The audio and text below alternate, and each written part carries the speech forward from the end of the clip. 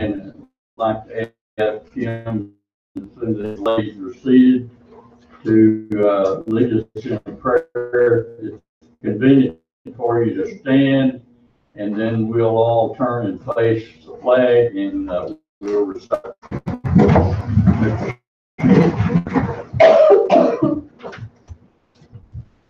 Father, it's to be here and have the freedom of this. Thank you for the privilege of voting and electing. We're newly elected to be in harmony with the best said in the community. A blessing on our deliberations and your love each to the other. For we ask it in Jesus' name. Amen. Amen.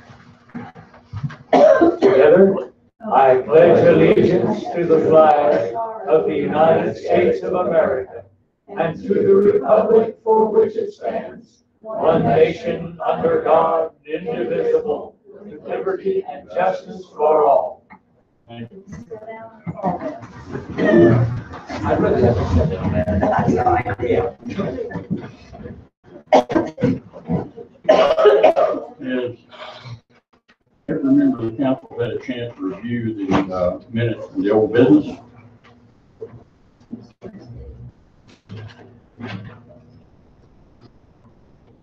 Any changes or additions or deletions? No, I make a motion to accept the minutes. We have a motion on the floor to accept the minutes as presented. Do I hear a second? We have a motion and a second. All those in favor signify by saying aye. Aye. Opposed, same sign. Motion carries. At this point, I'd like to have Leslie to certify the election result, please.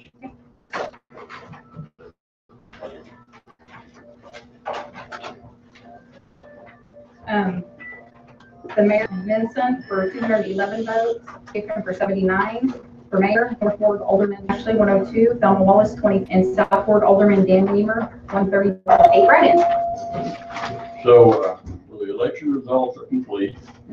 The citizens of Seymour have elected to themselves a new mayor, and we're going to see the city clerk ask them in just a second to come forward and to receive the oath of office. And just a couple of things in parting. It's been a good year. Been a good year, and in any event, I think in the history of our country, there have been great struggles across political lines. And even at the inception of our country over freedom, it was close vote. And so with that, I would like to admonish each member of this council to lay aside any differences that we might have with one another and move in a unified front to the good of the people of Seymour. It's in your hands to do that and to make this man's term good. You know, and with that, Ms. Howell, one other, last we had, tried to look at from within or within our own ranks.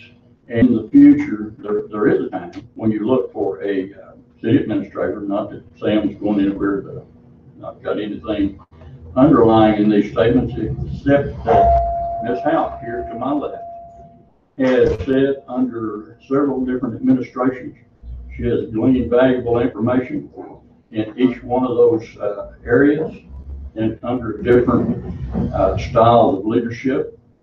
And you wouldn't have to look any further than this lady right here to my left. She's as well qualified as anybody that you might find. So, and it's good because we've got somebody that we can rely on. And just admonish you that for what it's worth. Mr. Mayor, could I say something? Yes, ma'am. I had really enjoyed working for you. I think you was working for the city. I know you was.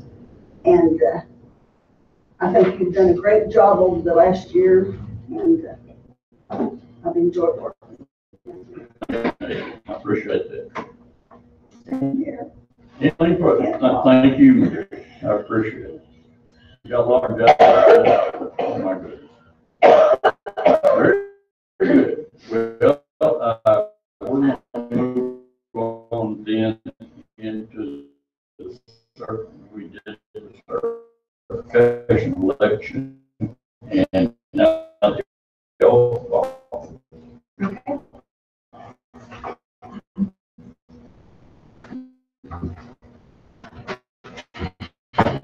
I'll let you take my-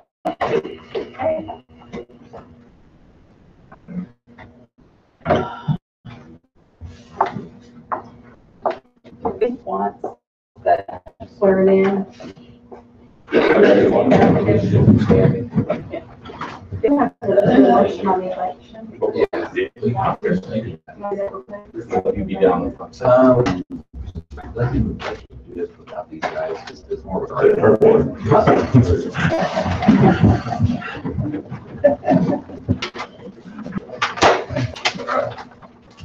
Mr. Certificate. You ready? Richard Whitten, Do solemnly all the qualifications I do such all the qualifications of the office of mayor as prescribed by law, as prescribed by law, that I will support the Constitution of the United States and of the state of Missouri, that I will support the Constitution of the United States and the state of Missouri, the provisions of all laws of the state affecting cities of this class, all laws of the state affecting cities of class, and the ordinances of the city of Seymour, and faithfully demean myself in office, so help me God. and the ordinances of the city of Seymour, and faithful to me, myself in office, so help me God. Okay, that's it. That's it. Yeah.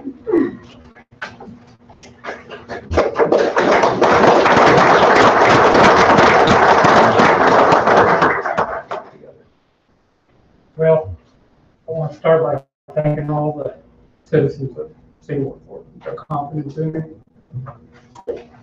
And where my family for their support, and my wife especially. And pretty wise. And I appreciate all of that. Yeah. I want to make sure that the city moves forward.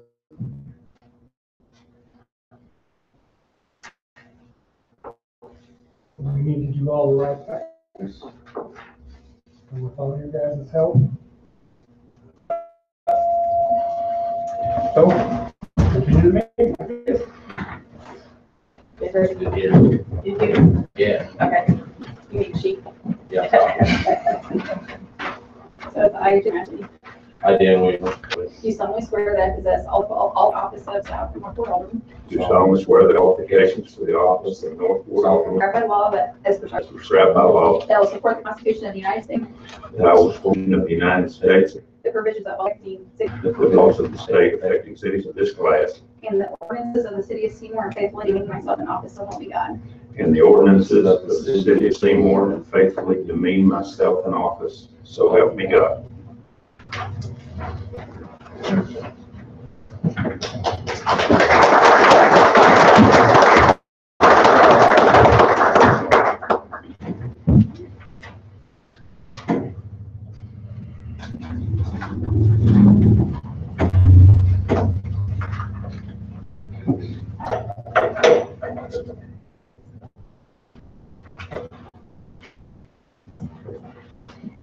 I think at this time we're supposed to do the mayor function. I'm assuming Jim's still going to do that. Do we need to make a motion? Yeah, I'll make a motion that, we, appoint Jim, Ashley as the. Second.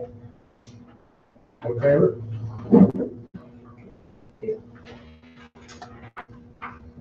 All right.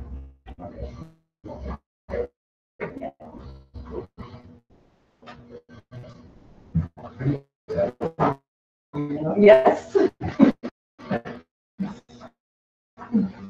Now, the approval of bills. Everybody's got one.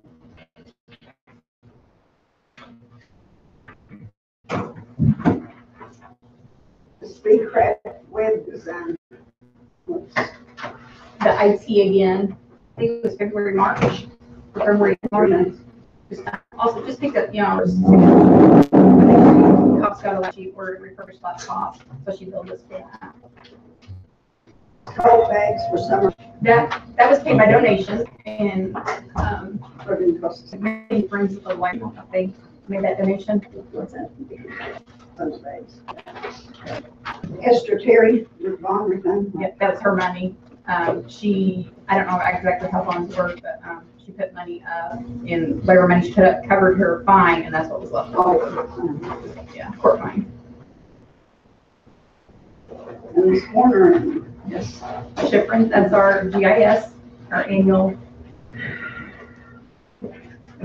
fee for our GIS.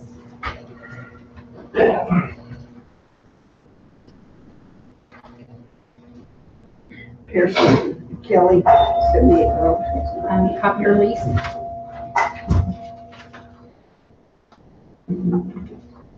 I got a question. On the Kenneco Fire Department, their badge, did we get a new firefighter? No, that was a police officer's badge. Oh. We still get it from the same place that the fire department does.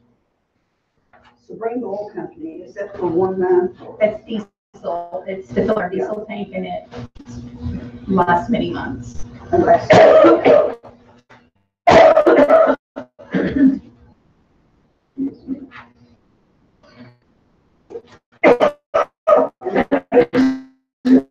is that the pumps that they reveal back?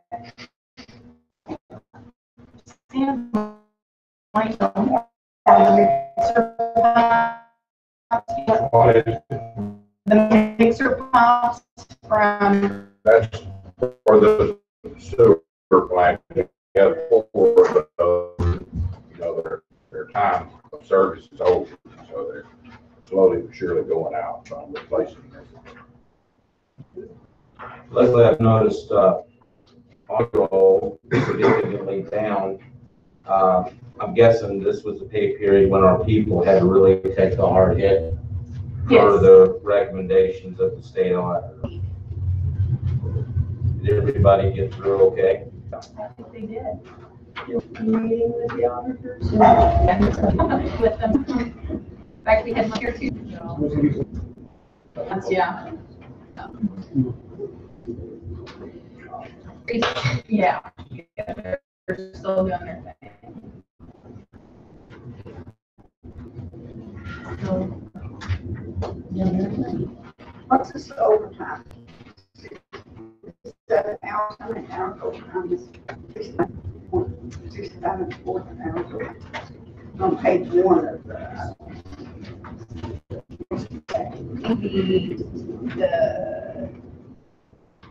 What's the pay? What's the pay, like page 1 or something? That's page 1. Yeah.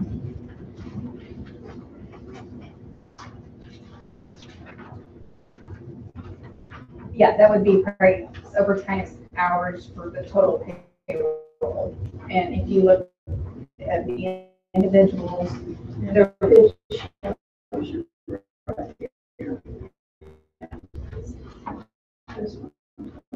so. Is that how long? Well, I'll probably, I don't have a chance to really look at it. It was in the police department. A lot of it was in the police department. A lot of it though is the state advance back for an overtime grant that the police department got. So the officers work some extra hours and the state is going to be reimbursed for that overtime. So that was all for the police.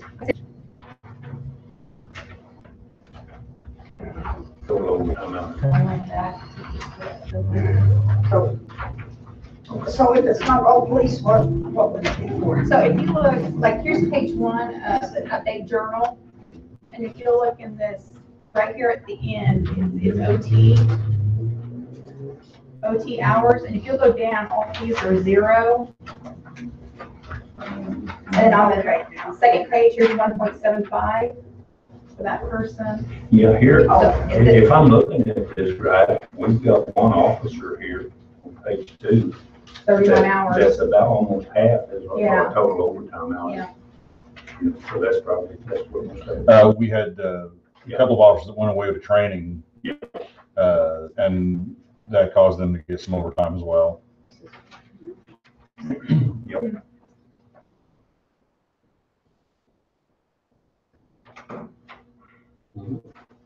And here's one, Hillary got 9.50 hours. That is for board meetings.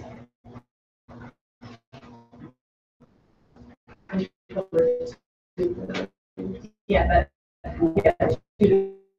yeah.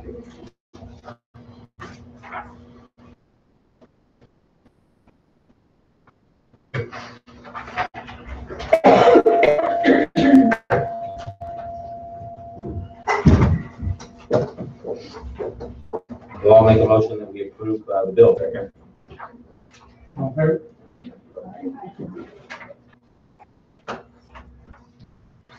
we're down to cents. And I'll read the, step up to the podium, state your name. Couple two. Anybody got any comment? Now we're done. Don't ask me any questions, because I probably don't know it yet.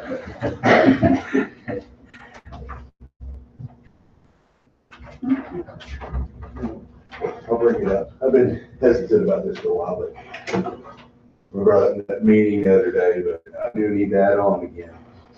I've already got one other building because of it. Is there any, I talked to Matthew Hayes, and it would be nice if you guys could really look at the beehive ordinance, if you guys would consider that again. I talked to him, he said he's never gonna put them there, so to me, it's a little risky to put it with that many potential, because I mean, I already had the issue once. And I thought it changed anyway.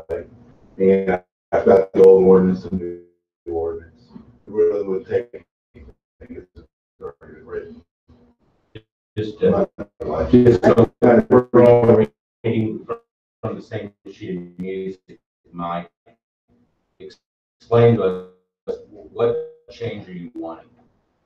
Just the one that just allows hive in industrial zone only. Either make it more like other square, or just about one or two.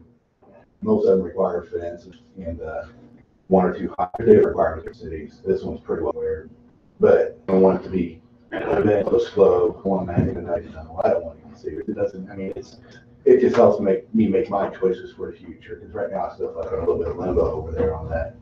What are you looking to do in front of the I need to add on another 100 feet to the building just for. How many jobs would that add? I'm hoping to double size in the next year. And So that would would be- add about, I was at 10, lost one the other day. And, So you're looking at potentially 10 new jobs. yeah, 5 to 10. I hate, I don't want to stretch the truth. I say 5. Uh-huh. It could be 10. I mean, some And of it this- goes to the machine shop, and that's unfortunate too. And this ordinance, for lack of maybe you see protection, is making you tentative about expanding? Yeah, it is the way it happened, the way it went down. It kind of made me nervous. It makes me apprehensive. Down in the town, you know, I still don't have sewer. That happened. I moved into city court zoning. It just, I didn't realize it so easily to change. What kind of surprised me. That, I mean, it's literally the code book is dynamic. You can all change. It's all the judge will stay the law somewhat. It doesn't have to do that unless someone wants to fight and take it to court. I mean, it's very. You're wanting us to rescind the ordinance that essentially allows bees in industrial. Yeah, just how it was. And it doesn't, it can be something else, but you know, there's still quite a few bees right outside the building that are permanent. course, they tell Matthew was gonna use station. This was my assumption. I've talked to Matthew a couple of times. He's a great, I have no issue with him. He has no objection in your I conversation. think he has no objection to it. And that's why I think both him. That's what I'll just be honest with you. We need to work with you. We need to work with you, and I think that but let's talk to Matthew. He's one of the players in this. And if you don't want to change it, that's fine too. I'm not saying that. I just need, it's gonna help me make my decisions for the future. Where I want to be, if I want to be in the county, if I want to be in the city. The city has more to offer when it comes to the services. I like it. It's been a good location over there. It's easy to ship to. I need to really, what I'd like to do in the long run is have one location instead of two. That's going to be about 4 to 5 times larger than what I have right now. I do not have enough space. That's why I've been stuck outside the office. Well, You're not wanting an answer tonight. No. It's not going Let me put this question to to. you. If this ordinance is rescinded, are you ready to break ground? It still makes me nervous. I got to think. I know you need. I don't give you 100%, 95% yet.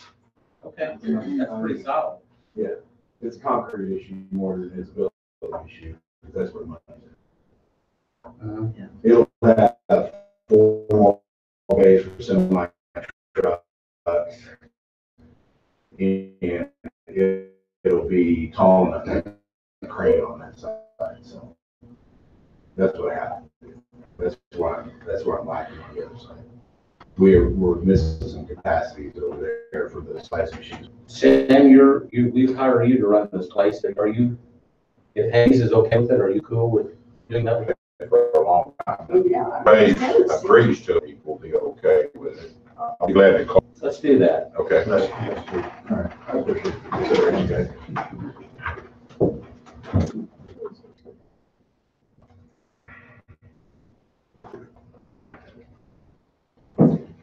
Well, there's no more comments. I guess we'll move on. Next on the agenda is a resolution, UNR designated. We don't read those or anything, do we, Paul? No, for a resolution, what you probably want to do is just, Leslie, why don't you just kind of say generally what it is, and then the board can just, basically approve it. Okay. It's, authorizing the new mayor, Richard Vinson, to be the designated official on signing documents with DNR. Basically just gives the DNR a contact person for when they issue with the city, and it's just, it changes every time the mayor changes, so that's what it all is. They need a resolution, it's their form to, make that happen. Move to approve it.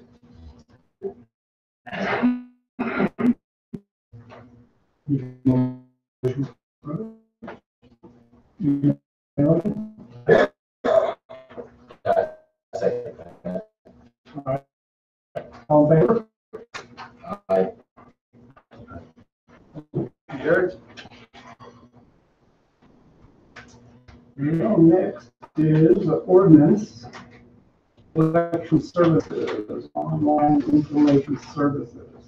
And I have that. You guys saw all the past due accounts, so this is being able to go into contract with ability collections, and we use them right now, credit checks. How's that? Which part? The collection. The collection. What is the percentage? 35. It's 35. That's what I read here. Yeah, That's what- it's 35. On this, there's one line down here that says we can decide whether to let them discount or not. I don't know how everybody else feels about it, but I think we shouldn't let them discount for the first 6 months of the year, and then we can revisit it and see how that's coming along, and if we need to change it on some bigger accounts, we can. Well, is this going to be working at collecting active accounts? No, past due. Okay, past due. Like, Like all. probably what, 4, how many months? Well, what I'm saying is they're past due accounts that they're currently getting electric service. No, these are money taken off. Yeah. And Jim, the reason why they want to be able to negotiate is what's probably going to happen on a lot of these are going to end up in court on. I understand. And I haven't done this in years, but typically young lawyers do a lot of this kind of stuff, the collection stuff. They want the ability, if they're meeting with the person in court and the person's like, pay the $500 I got money. They want to be done, take their money, go and tell the judge, and better they let them go back into the wind. It's basically The thing, this is off, the thing I'm more concerned about is the accounts. Repeat offenders, getting them out. Leslie gave us delinquent account listing.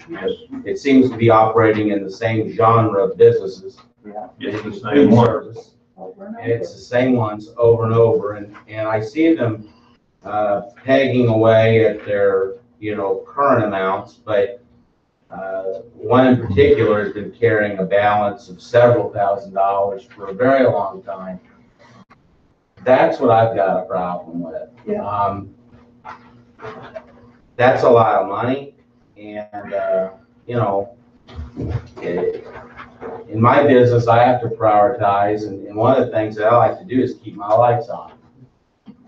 And, there's a lot of things you can do. You can cut payroll, you can give a litany of things, but the bottom line is when I became a young adult, I kind of learned how to pay my rent or my house payment, pay my life bill. Priority one. And these folks seem to think that we're going to carry them for a while because we are. And I don't know how we collect this other than turning their power off. But I'll say this: I'm looking at in the delinquent category, number of times delinquent in the past 12 months. And this is, again, there's no attempt to clean this up. So I would encourage us to maybe adopt it that says if you have a past due balance, get it paid within 6 months, or shut your lights off till you pay. We already have an ordinance that says we can do it. We just don't enforce it. Yeah. Well, I'll do this then. I will, if it requires a motion, so be it. I think that we need to start enforcing that ordinance. I think that'll get our balances paid. Maybe it means you got to sell your moped or your ATV or I agree with you, but it's two different issues. How's that? This is what we're adopting. Yeah, I know. I want to give you. That's what I said. I'm off topic, Jim. I'm sorry. Yeah, we'll maybe take that up in a minute. But, yeah, you're right. I get it. I'm in favor of the past due collection services here. And I guess let's go. Do we need to vote on that or go forward with that, Lassie? I think that's that would help us out. I'll make a motion. Well, are we going to allow them to? Jim, I would recommend them be able to negotiate when they're on the spot. What it will happen is if they don't have the ability to do that, people will leave court that day and never come back, and then we'll go from getting some money to no money. And that's so doing this is typical. Yes. To do some when they're face to face with people when they're and I'll go on to me like we're just giving them 40% discount right up. Those things where some money's better than these old ones that if people are no longer getting service and I think if we say before are getting them off, that's problems. Getting both. Right. Something a little different. Yeah. Right. That's what I was. Off like Dan's suggesting any accounts to go to. Right. Yeah. Well, to take the issue at hand that's on the agenda so everyone can follow along, I'll make a motion that we pass or accept the utility collection services ordinance. So let me read it. We'll read it. Yeah. I think I'll go that way. Yeah, you need to do the first reading. Oh, yeah. This is more. First reading. Okay, this is bill number 2018-746, ordinance number 746, an ordinance An ordinance accepting the contract for utility collection services between the City of Seymour and Online Information Services Incorporated and authorizing the mayor to execute the contract. Okay, motion. So moved.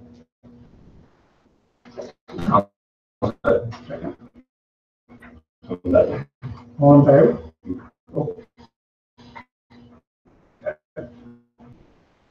Passed. Roll call. Then you need to do roll call and then do a second roll call. Jim Ashley, Yes. Mary Carpenter, Yes. Megan Chris, yes, Dan Weaver. Yes. Now I think we have to do a, Bill number 2018-7146, an ordinance accepting the contract for utility between the City of Seymour Information Services Incorporated and authorizing the main contract. make another motion. Roll call vote.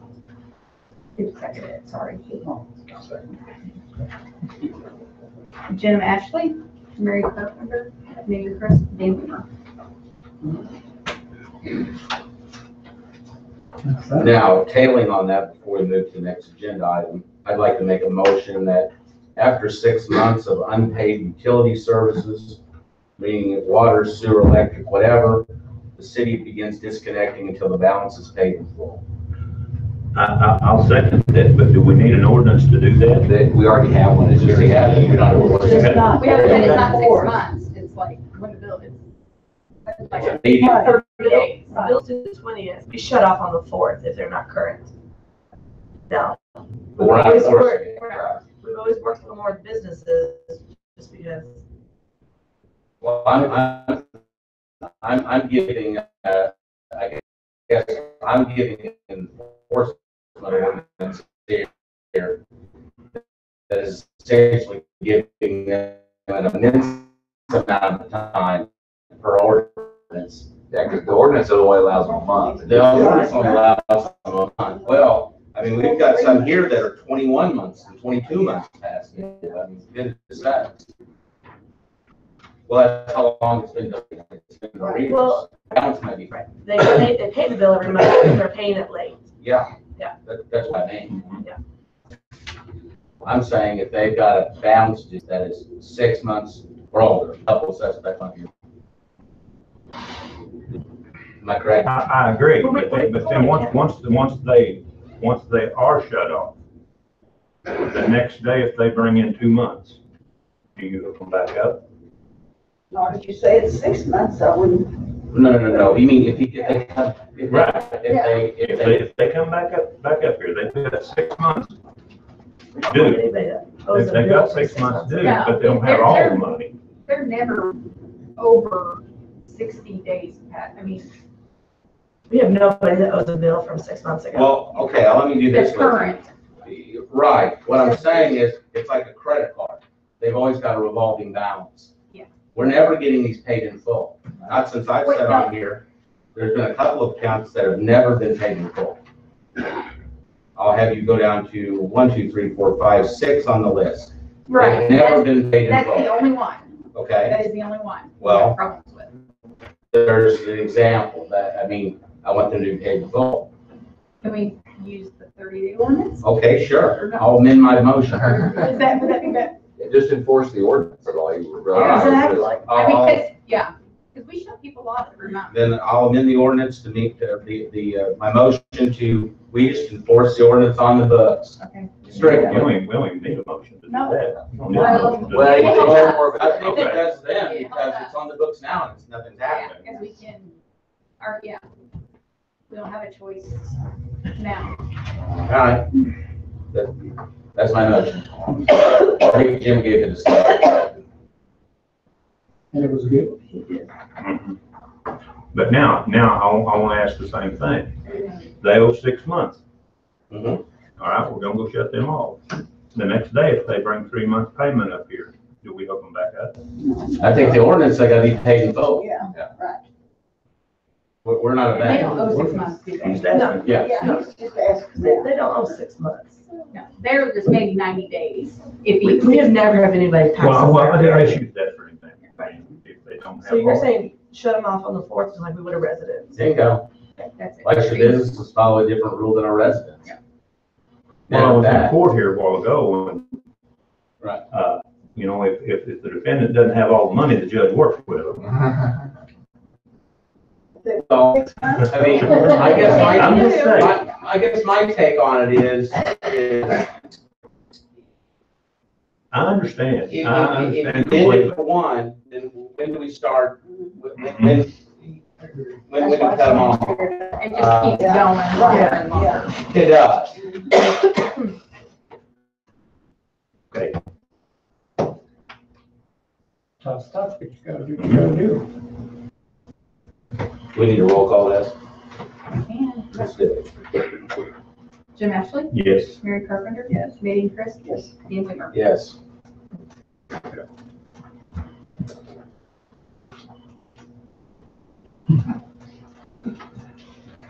Well, Mitch is not here. Chuck's not here either. Chuck's not here. All those reports will start being done at the end of the month. Just one time a month. Okay. Now, that's what he said. I don't have anything for open tonight, all mine will be closed. I'll be quick. Not to go back on this, but in the future, I would recommend, that's why I did this, on contracts that we do a cover ordinance. I think the auditors would prefer it, but it also, it's easier to find stuff so that 3 years from now, where somebody says, well, what do we do on utility collection? It's easier to catalog and find contracts if they have a cover ordinance and just doing them. So nobody's wondering why we got cover ordinances for contracts. That's kind of my thought. But then also fireworks, we talked about it a meeting or two ago. We met with Sam and Leslie, and we got code right now on the books that wouldn't allow basically somebody couldn't come up here and get a temporary fireworks stand. They would be denied a business license, what we have now, but they could then appeal to the board. If that's kind of one issue. So I think we're covered on what was kind of brought up about the temporary stands. Now, as far as doing a permanent structure, because Mr. Kelly talked about how to do that, the various governmental regulations for the kind of building and sprinklers and all that stuff. We don't have anything directly on point for that. I don't know. I would imagine that the governmental entities, when you're dealing with explosives, would step in and say you need to do X, Y, and Z before you could build a building and sold fireworks. But if we want to put an ordinance on the book, I guess I would recommend, versus me trying to research all the different regs and ATF and everything else, is what would be required to build a building to sell fireworks. That if I'm guessing Mr. Kelly knows that stuff from having to work with it in building his building. If he could get me, and we can, Sam can call him, or the specific regs that he's had to follow, whether it's ATF and government, we could write a chapter, and this isn't just for, I mean, we have chapters in our code book dealing with selling alcohol and adult establishments, we'll say, different things. If you could put, we write a chapter, fireworks sales, that's more to, says these are all the things you're going to have to deal with ATF on this. You're basically put in our code all the things you're going to have to check the box in order to get a building permit to build a structure. Is that really necessary, or can we just adopt state and federal guidelines? Well, here's what I would say. I don't think you're going to be able to build it. State and federal guidelines are going to apply anyway. Right. So you go get a building permit, the state and the feds are going to accept it and say you got to do X, Y, and Z. But if this board wants to basically pull the state and federal guidelines and put them in their own, in the code book, we can do that. But I would just recommend that.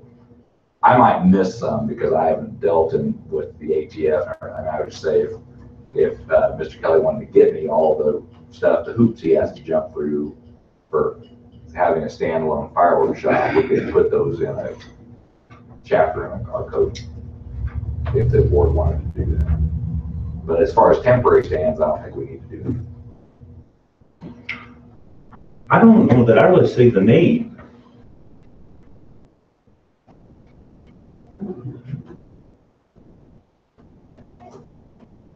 I think he's more weren't looking at just temporary stands. And also work I think out. we're fine with that. I think if I was reading Mr. Kelly correctly, it's, he had to, rightfully so, had to do a lot of things to comply with all the laws and regs for what he's got going on at Seymour. And he doesn't want someone to come into town and maybe slip through the cracks, so to speak, and build a fireworks business and not do 10 of the things he had to do, not because they aren't required to, but because some government agency just didn't catch it, and they ended up basically saving a ton of money on not having to have such thick walls or such kind of sprinkler systems or whatever. Well, I would recommend that we maybe talk to him and see what kind of.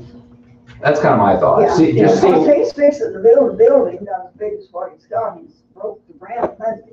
Yeah, I mean, my thought would be if we can just get with him and see what all is required, right, we can make a determination if we need something, a chapter in our code book, or kind of if there's something we need to beef up. Because like I said, I don't have all the answers on Because that. he's spending a lot of money and he's fixing to spend a lot more. Yeah.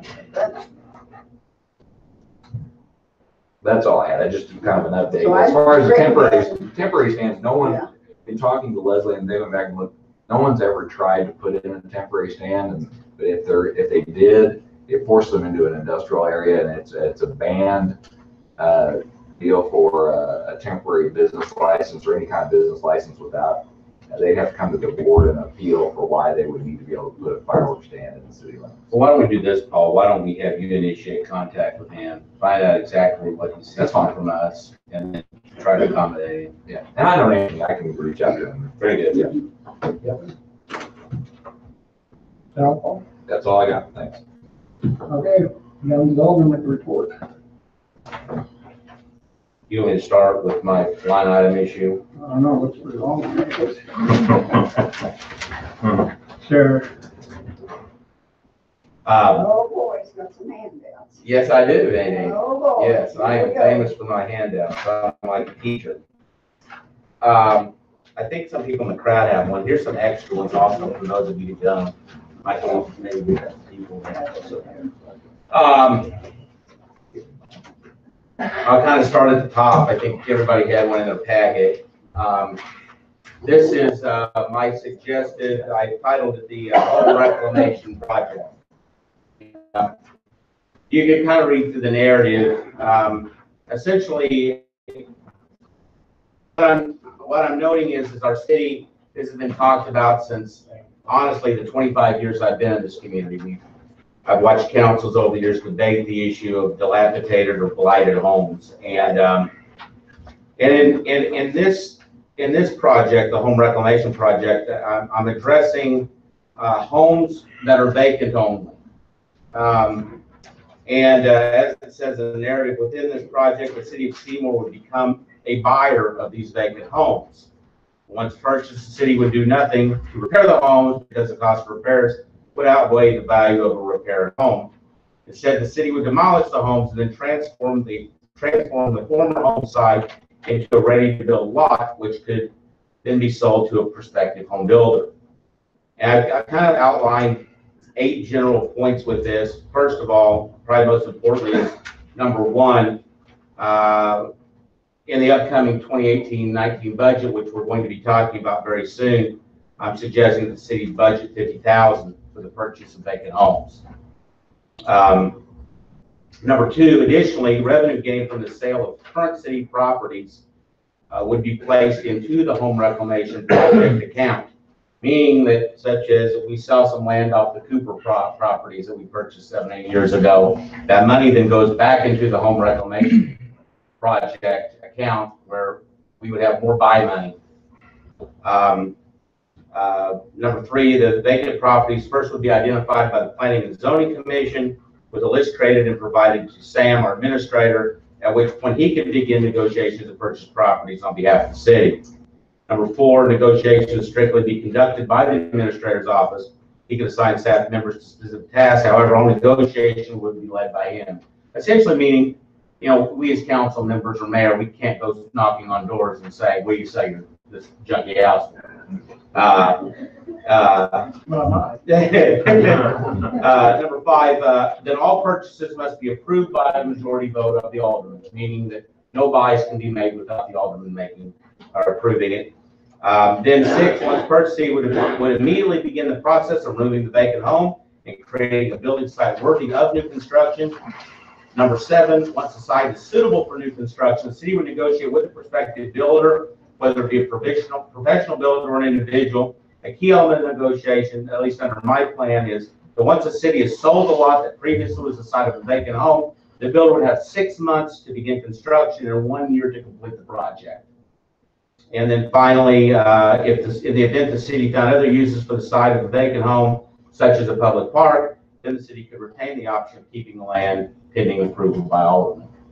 And I kind of address this. There's been many in the past that have criticized the city purchasing property, essentially saying the city doesn't need to be a land buyer. I've got to tell you, I just disagree with that. Right now on the square, our best properties on this square, once the city is purchased and renovated, whether it be the police station or the downtown drug building or this building that we're setting in. This building we're setting in was purchased from John O. Cantor for $3,000. It was an absolute shell. It was on the verge of being ripped down. And can you imagine what the square would look like if there was a hole here? I think it looked terrible. Because we did this at the last meeting closed, and we surpassed 72 hours, the city recently purchased the old Blackwell Music Building. We're going to knock that building out, but transform it into public bathrooms and a commons area, which I think is going to be beautiful on our square, and address a need we have for public restrooms. Because the ones by the water tower just aren't tenable. That's not workable. So I think when the city gets involved in some of these things, where there's no one in private business who wants to take on these projects, I think we're filling a need. Because if we don't, these homes just continue to set and rot. And they become eyesores, and they become homes for critters and varmints, and on top of that, it hurts land values of our residents. Having an eyesore next to your home kills the resale of the property.